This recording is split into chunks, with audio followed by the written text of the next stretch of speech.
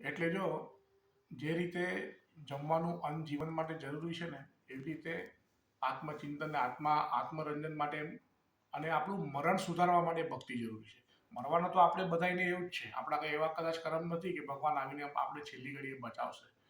મળવાનું આપણને બધાયને છે, પણ જો મરણ સુધારવું હોય તો એ પરમાત્માની ભક્તિ છે.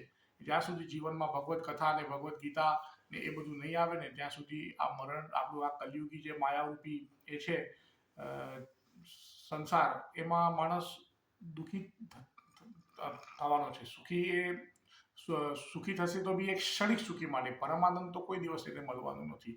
એટલે કે જો જીવન આપણે સુધારવું હોય અને મરણ સુધારવું હોય તો આ ભક્તિ બહુ જ ઇમ્પોર્ટન્ટ છે. અને જો ગજેન્દ્રજી આપણે પાછલા જન્મની વાત કરી હતી, એ એટલે એ થયું કે પાછલા જન્મમાં એના પુણ્ય હતા કે આ જન્મમાં એ પુણ્ય એને કામ આવ્યા અને સ્થિતિ સ્તુતિ કરીને ભગવાન એને બચાવી લીધું. તો આ જન્મમાં બી આપણે ભક્તિના પુણ્ય ભેગા કરશું તો કદાચ આ જન્મમાં નહીં બની શકે, પાછલા જન્મમાં પરમાત્મા આપણે બચાવવા આવે. એટલે એ છે કે જીવનમાં ભક્તિ બહુ જ ઇમ્પોર્ટન્ટ છે. તો એના વગર બેડો પાર થવાનો નથી, ભલે આપણે કેટલા બી ચાલાક અને હોશિયાર થઈ જઈએ. જય શ્રી કૃષ્ણ.